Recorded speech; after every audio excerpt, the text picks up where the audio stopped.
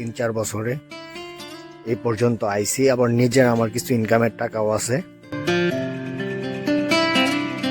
বলা হচ্ছে এই যে এখানে রাখি। ঠিক আছে, তো গরু পালার লাভ কি? গরু পালার লাভ হচ্ছে বা এই যে দেখেন, এই যে বড় গরুটা দেখতেছেন, এটা কিন্তু 6 নম্বর গরু ছিল। আর এই যে ওই গরুর বাচ্চা কিন্তু এই যে এটা, ঠিক আছে। আবার দেখা গেছে যে আপনার এই যে ওই পাশে যে লাল গরুটা দেখতে পাচ্ছেন, একদম টকটকা লাল, যেটা এটার বাচ্চা হচ্ছে ওই যে ওইখানে যে ওই দুইটা, ঠিক আছে। তো এই যে সব বাচ্চা যে বাই দেয়, মানে একটার পর একটা লাভ আছে। তাছাড়াও আপনার এই যে দেখেন, এই যে এখানে যে ইয়াগুলো দেখতে পারতেছেন, এটাকে আমরা গোবর বলি, আপনারা কি বলেন জানি না, ঠিক আছে।